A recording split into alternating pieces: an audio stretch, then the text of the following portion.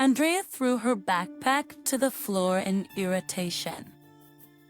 Once again, she tried to explain to her mother that she did not want to see her stepfather at her birthday party, but she only shook her head disapprovingly. "Andrea, please, you can't do this. Donald treats you like his own daughter. It's thanks to him you have pretty dresses and everything else. We owe everything to him. How can you not understand? Not? He's just using you and you don't notice anything. Like you're just a servant to him who keeps the house in order and does his every whim. Haven't you understood that in 5 years, he's not worthy of you and I hate him?" Patricia looked at her daughter, shifting her eyebrows sadly. She reminded Andrea that it was Donald they should be grateful to for helping them after her father's death. They were in a terrible situation then, and Donald had married her and given them a roof over their heads.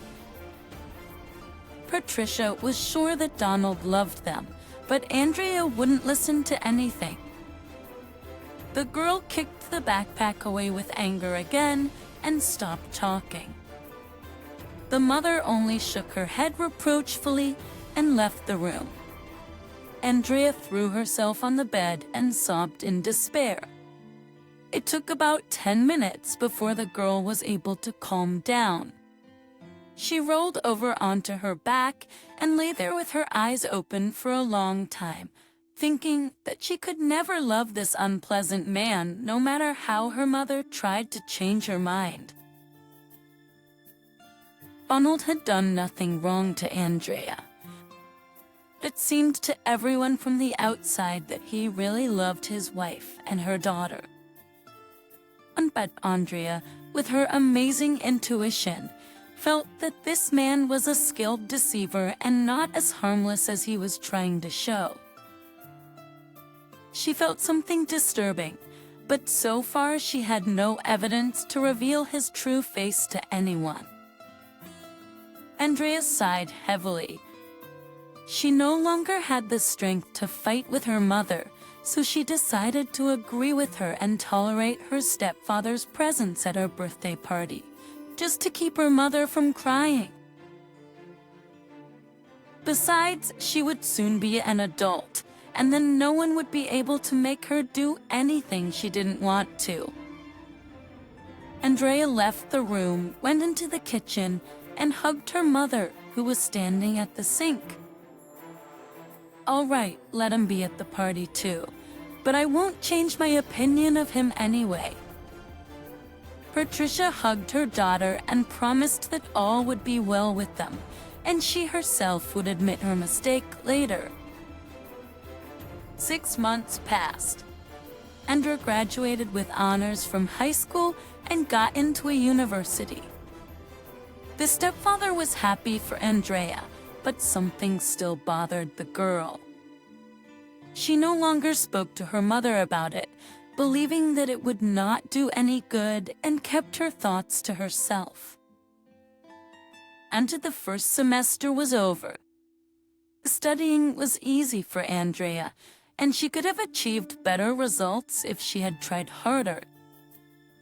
Once a new life began. There were new acquaintances and the inevitable first love. She was crazy about her young man. They had just started dating, and one day he asked her to spend the whole day together. Although it was required to skip classes at the university, but Andrea was not particularly worried because she could easily make up for all the missed material.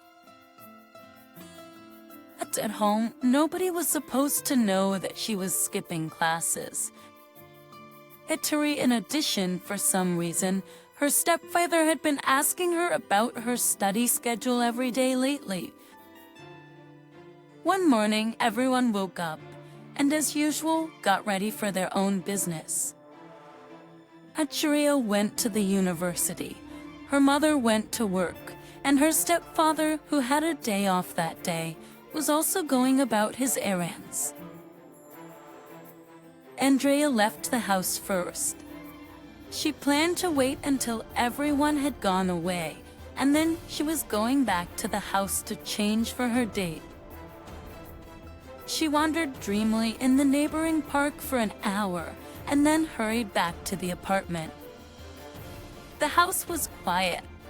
Andrea rushed into her room, changed into a beautiful dress, which flattered her figure, and twirled for a while in front of the mirror, meticulously examining herself from all sides. Deciding to add the final touch to her look, Andrea went to her mother's bedroom to get a red lipstick, which would be very helpful to her now.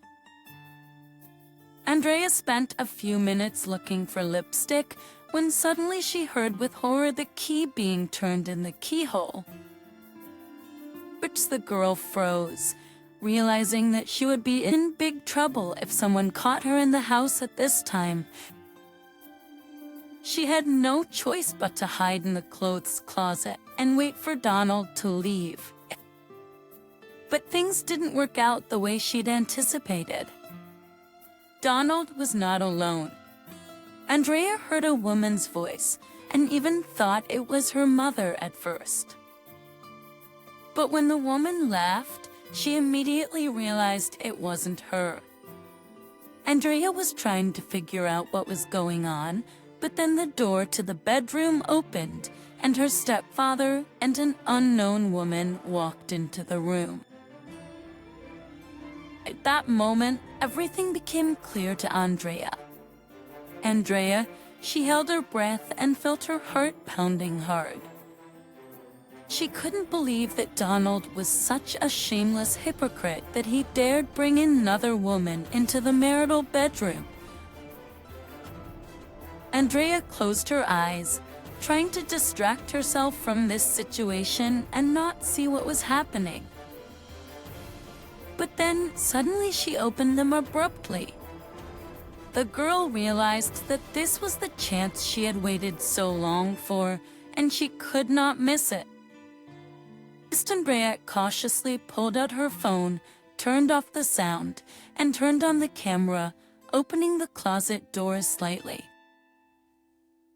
She, barely breathing, took a few pictures and began shooting video. She was hurt by what she saw, but she needed proof. Mexican cities. Now she could show her mother exactly what a disgusting man Donald was, and that he didn't love her at all. An hour later, the lovers left, and Andrea got out of the closet, grabbed her things, and ran out of the house. She didn't go on the date, telling her boyfriend that she wasn't feeling well. She needed time to think things over. If she told her mother now, she would either ruin her life or the opposite would save her. After agonizing for about half an hour, she finally called her mother and asked her to get off work and come in early. "Andrea, what's wrong? Are you all right?" asked Patricia with fear, hearing the anxious tones in her daughter's voice. "No. Mom, I'm fine," rushed Andrea to reassure her, "but we need to talk right away. Let's meet at the cafe near your work in an hour." Sitting in the cafe, the girls still could not start a conversation. Patricia looked at her with incomprehensible eyes, waiting for her to tell her what happened. Andrea sighed heavily, and taking her mother's hand and firmly squeezing it with her hands, finally gathered her strength and started her speech. "I'm sorry for what I'm about to do, but I can't lie to you. You deserve a better life, and if you make the right decision now, we'll be okay.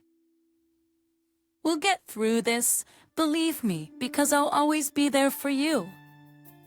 We have to stop clinging to the past and living in illusions. Please listen to me and try to understand. I just want you to be happy." Then Andrea told her everything and showed the pictures and videos. Patricia listened heroically to everything Andrea said, calmly watched all the pictures and videos, and not a single muscle flinched on her face. When Andrea finished her story, there was a heavy silence at the table. Patricia looked at her hands in silence for 10 minutes without shedding a single tear, and then she stood up, sighed heavily, took her purse, and stood up from her seat. "Let's go home, dear. We still have a lot to do. We have to make it through the weekend to pack everything, find an apartment, and move in. I don't know how we'll make it and what happens next, but we have no choice." Andrea looked at her mother in surprise and smiled, feeling that they were about to start a new life. A year passed. Andrea was sitting and waiting for her mother in the restaurant again. The mood was great. She saw through the window how quickly her mother walked along the sidewalk with a man who firmly held her hand. Then he whispered something in her ear, and the woman laughed happily, and then stopped and hugged the man and kissed him tightly. Andrea smiled, and the events of the past year flashed through her mind. She still could not forget the scandal that had broken out in the house when she and her mother were packing.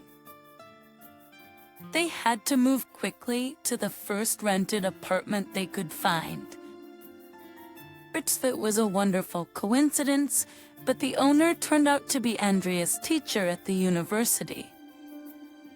Paul was her mother's age, and the man showed real generosity and kindness by not charging them the rent for the apartment because he really wanted to help.